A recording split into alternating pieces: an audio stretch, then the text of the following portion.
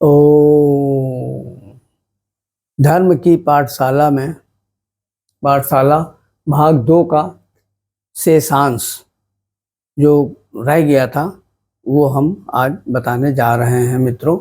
सनातन का ही ये पार्ट है। सनातन को और अच्छे से समझाने के लिए हमने जो शेषांश है वो हम बताने जा रहे हैं आज। मैं सतीश सिंह कछवा, सीनियर टेक्निकल सुपरिंटेंडेंट, सेवानिवृत्त फ्रॉम IIT कानपुर, आप सभी का स्वागत है।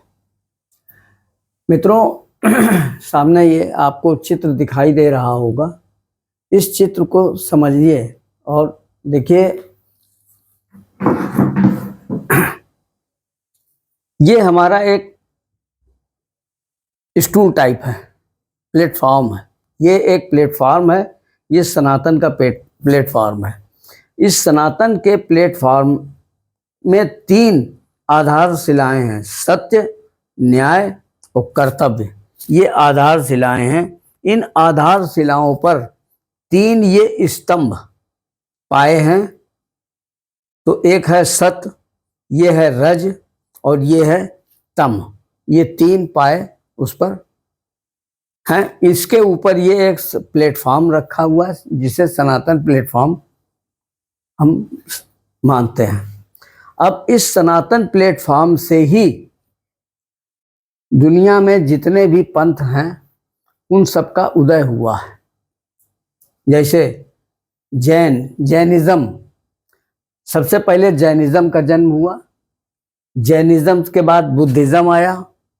इसी तरह से सिखिज्म का जन्म हुआ। ये सब पंथ हैं, कोई भी धर्म नहीं है, पंथ है। धर्म तो केवल सनातन है।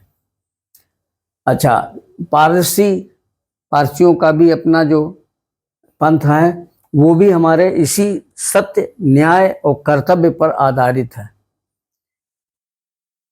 एक है यहूदियों का जो यहूद धर्म है, पंथ है, वो भी हमारे सनातन से ही उदय हुआ है। यहूदियों से ही आगे चल करके क्राइस्ट का जन्म हुआ।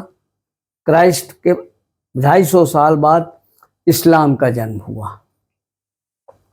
250 क्या बल्कि 300 साल बाद इस्लाम का जन्म हुआ। यानी 610 में इस्लाम उदय हुआ। उसके करीब 50 साल पहले क्राइस्ट का जन्म हो चुका था, 50 से 60 साल पहले लगभग। यहीं से एथिस्ट का जन्म हुआ। तो अन्य जितने भी अन्य धर्म हैं वो सभी जो हैं निकले हमारे इसी सनातन से हैं। सनातन बेस है सत्य, सनातन का आधार है सत्य, न्याय और कर्तव्य। इन पर जो ये सत्य, रज और तम, ये 3 आधारशिलाएं, ये स्तंभ हैं। ये सत्य, रज और तम, इन तीनों का मिश्रित भाव अहम हुआ है। ये अहम है। ये 3 जो हमने बाइंडिंग की तरह दिखाई गई हैं, ये अहम भाव को प्रकट करता है। अहम भाव से हमारा जो है विकास और विनाश दोनों ही होते हैं। अब इसके ये निर्भर करता है इस बात पर कि इसमें सत, रज, तम का अनुपात क्या है। अगर तम ज्यादा अनुपात में है तो विनाश ही होगा। अगर रज का अनुपात ज्यादा है तो व्यक्ति जो है समाज सुधारक हो सकता है। और अगर सत्य की अधिकता है तो व्यक्ति आप्त पुरुष होगा, मतलब साधु संत महात्मा टाइप आप्त पुरुष होंगे। अब तीसरा जो एक पाया है ये कर्तव्य और कर्म एक ही सिक्के के 2 पहलू हैं। ये हमने आपको बताया भी था। कर्तव्य ऑब्लिक कर्म। तो कर्म 3 तरह के होते हैं, पुण्य कर्म, पाप कर्म और निष्काम कर्म। ये 3 तरह के कर्म होते हैं, पाप, पुण्य और निष्काम, जिनकी व्याख्या, जिनका स्पष्टीकरण और विस्तार से वर्णन हम आगे करेंगे। अब देखिए, हमने अभी आपको थोड़ी देर पहले बताया सत रज और तम का मिश्रित भाव अहम है, और ये अहम क्या करता है देखिए। अब एक मोटे तौर पे आप ये समझ लीजिए, सत्य, न्याय और कर्तव्य रूपी आधारशिलाओं पर सतोगुण, रजोगुण, तमोगुण स्तंभ स्वरूप स्थित है। सत्यम आधारिते न्यायोचित कर्तव्यम, सत्य पर आधारित न्यायोचित कर्तव्य करना ही, कर्तव्य ही हमारा जो है ये सनातन है। अब सत रज च तमो गुण विद्यते, इसमें सत रज और तम गुण विद्यमान है।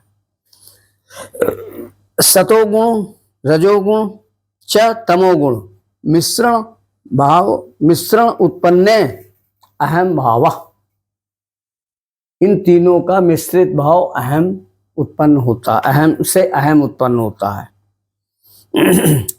प्रभावित अहम प्रभाविते वृत्त चित्तम, अहम जो है हमारी वृत्त चित्त को प्रभावित करता है, हमारी मनोवृत्ति जो है उसको प्रभावित करता है।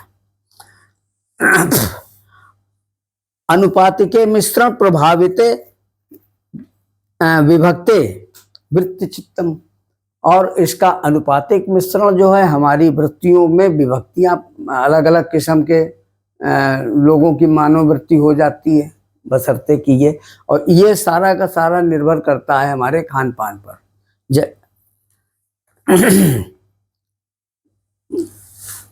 अहम भाव विकास और विनाश का कारण है। अहम भाव खान पान की निर्भरता पर भिन्न भिन्न प्रवृत्तियां उत्पन्न होती हैं।